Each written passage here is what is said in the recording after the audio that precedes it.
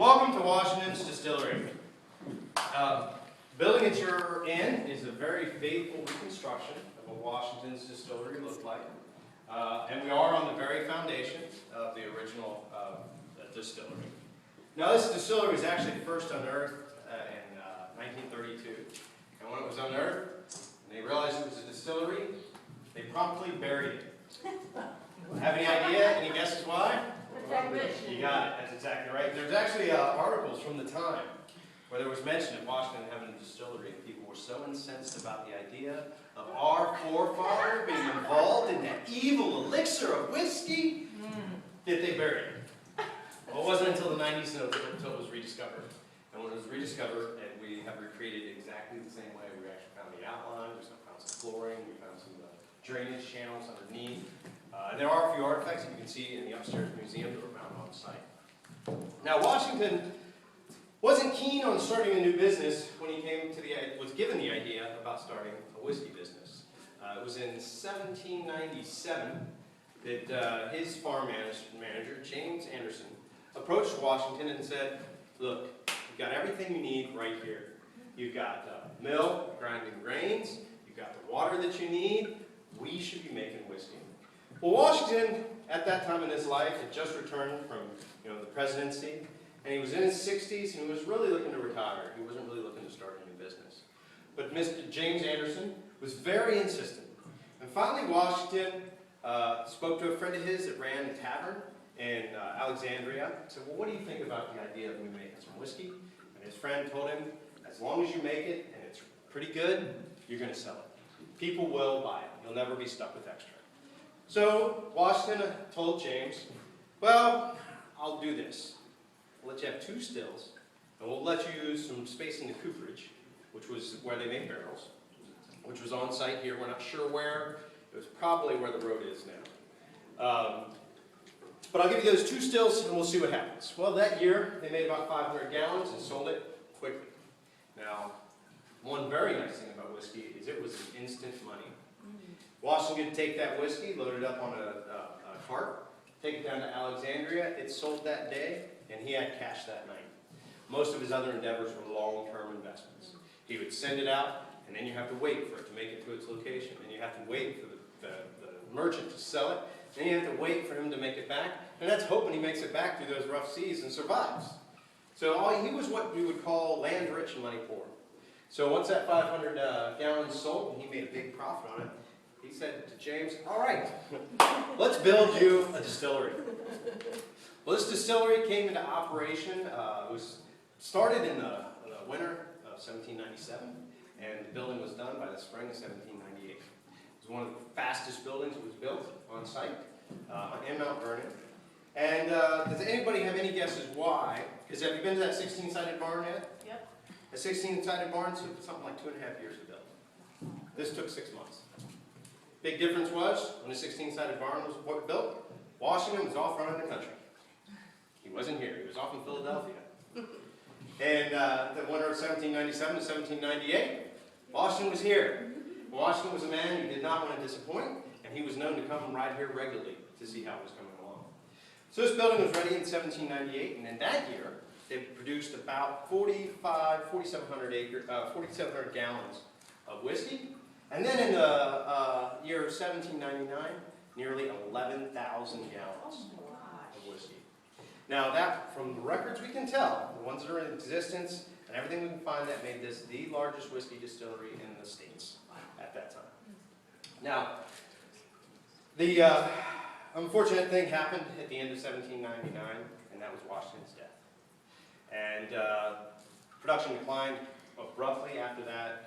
And it was out of operation by 1806, I believe, and it burnt down in 1817. Now, this ended up in the hands of Lawrence Lewis, who married Nellie Custis, and he was not a very good businessman. The only real money he made from this place was after it burned down. There was an insurance claim on it. He had not been paying the premiums, and it is suspected that it was burnt down for insurance purposes. Now, he got a very small amount from the insurance company, which was basically a payoff to say, "Hey, go away," because he had not paid the insurance premiums since Washington had died. But that little encounter helped helped us out a lot in the restoration of this building, because then there were insurance records telling exactly how many stills, exactly how many barrels, what was the square footage, how many rooms, all that information we got from those records. So it was kind of good for us when it came time to reconstruct. So it's kind of the story of Washington's Distillery. Now would you like to hear the story of how to make some whiskey? Sure. All right, get out your notebooks. This is the way you do it right. Now we actually do 2 whiskey runs a year here, and we employ all the methods and techniques of the 18th century.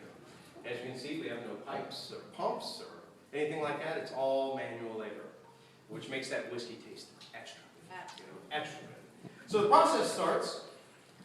We have this tub here that we heat up the water to about 220 degrees Fahrenheit. Once it gets to that temperature, then we scoop it out, 1 gallon at a time. All right? And this barrel here, which we call a mash tub, only holds about 120 gallons. Right? So we have to scoop this 1 gallon at a time into there. Now from here to there is not a big deal, but there are times that you end up having to go from here all the way to the corner, and it gets very tiring. Now you 8 pounds on the end of this thing, and this thing's got a good bit of weight to itself. It starts adding up. So we start out, Washington's whiskey is rye whiskey, which means it has mostly rye in it. It's made of 65% rye, 30% corn, and 5% malted barley. We start off, and as they did in Washington's day, you scoop your water, you put it in here, it's about 220 degrees.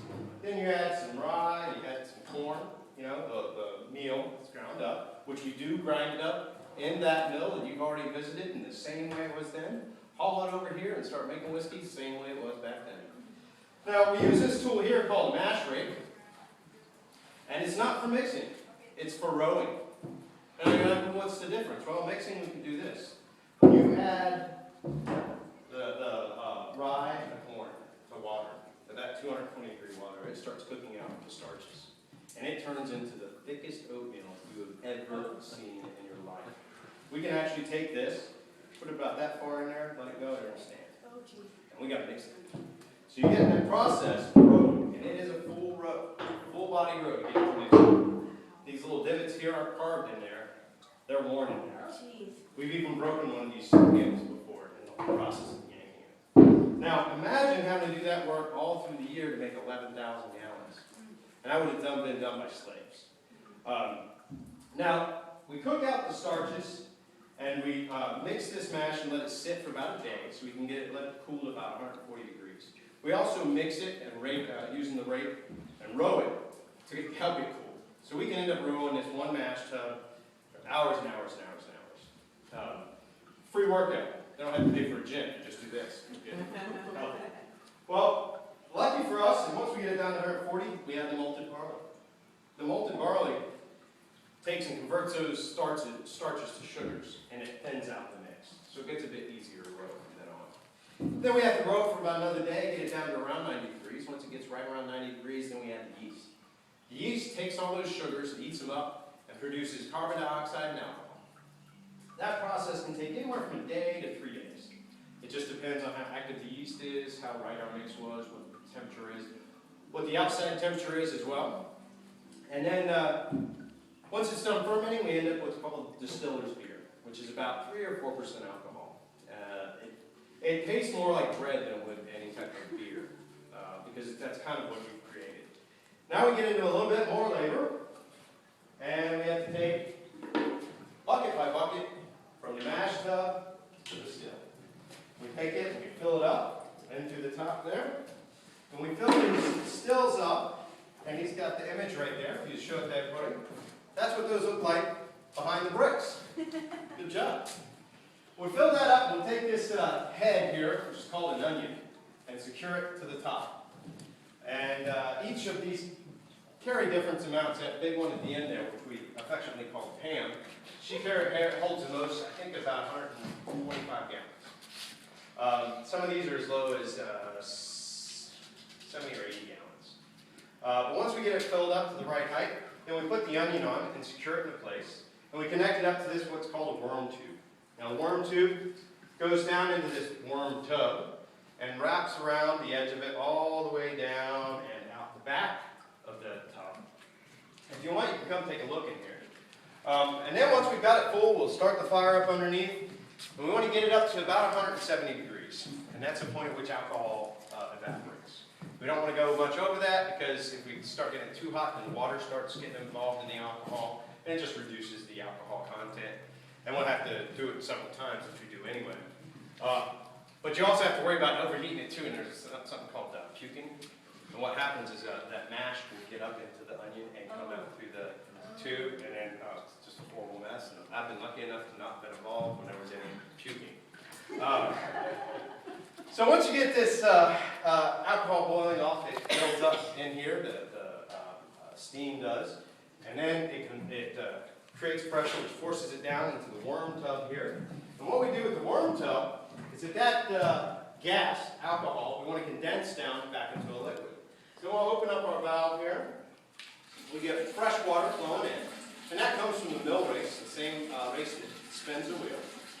And we have cool water coming in from the top, and then down on the bottom there, we have the warm water flowing out. So we have a constant flow so we can keep this cool. And it'll start condensing, and then our alcohol will start rolling out of the bottom here. Now, the first time it comes through, it ends up being about a 30 to 40 proof, which is not near high enough to actually sell as whiskey. So what you do is you take that 30 or 40 proof first distillation run, which they call low wine, and you put it in big casks, like you see back there. Then we have to take all that mash, which is the residual grains that has no longer any use to us for making whiskey, and we drain it out the back here. Now, have any idea, nowadays we just dispose of it, but have any idea what Washington may have done with it? Feed, exactly, hogs. Hogs love it. And in Washington's day, right there, well, there's no alcohol in it. We've already cooked all the alcohol off, so they don't get to enjoy that part of it. But they do eat it up like crazy. And Washington actually had pigs right behind here. I'm very thankful that we don't currently keep it that accurate because pigs stink.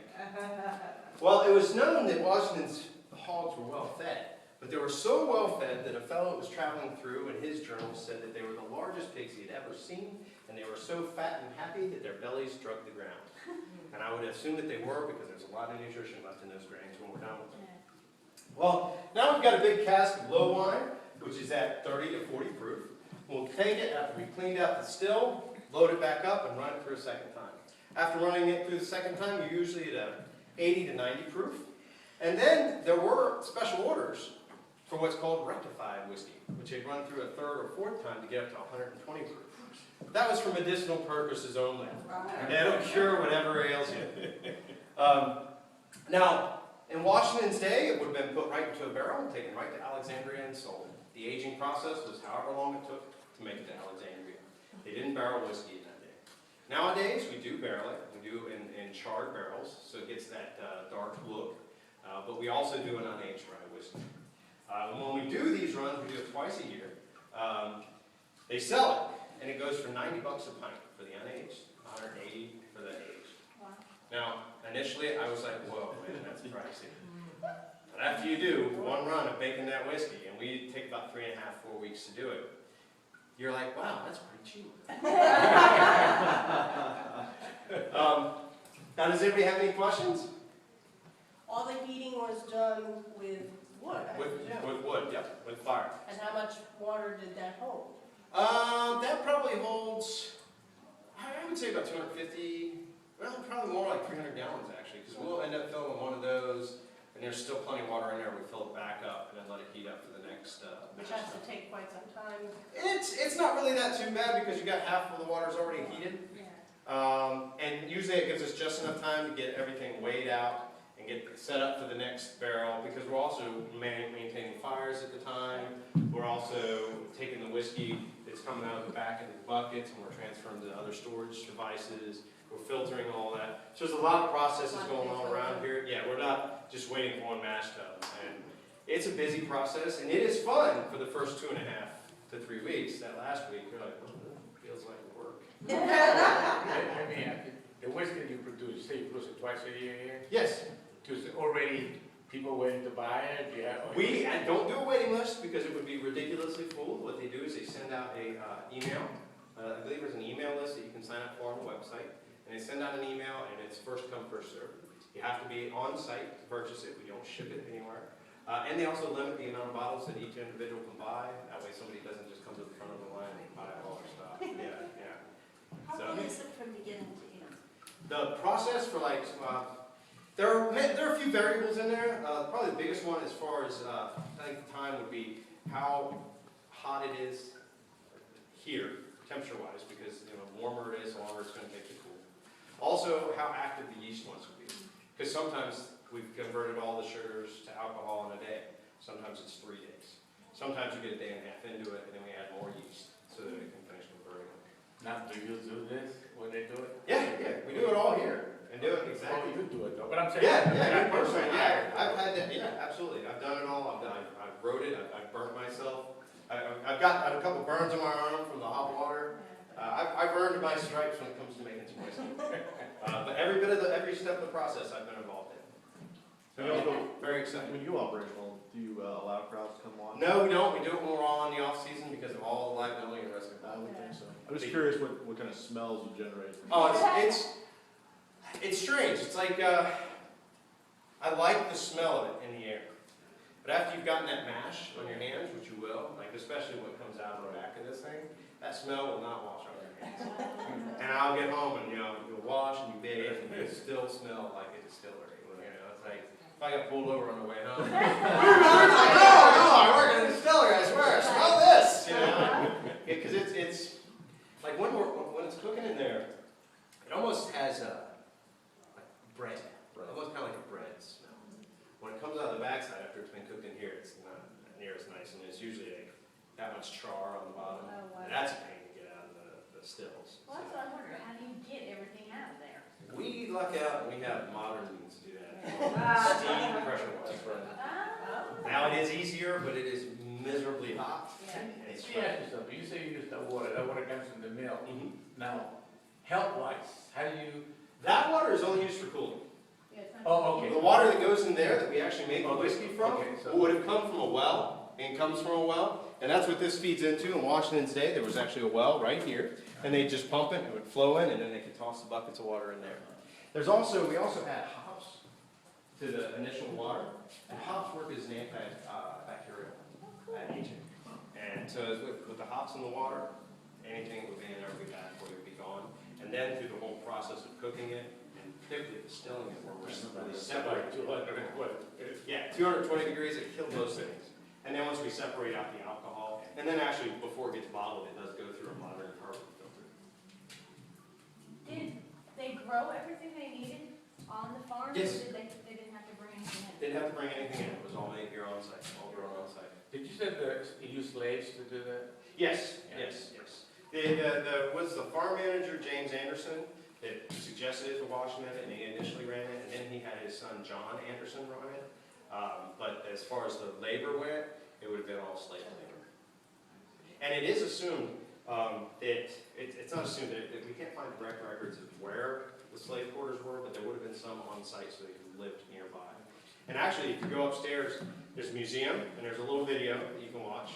And at the end of the hall are 2 bedrooms that are set up like it would have been in the day. And one would have been where John stayed, and the other may have been one of the higher-ups as far as the slaves went that would stay there.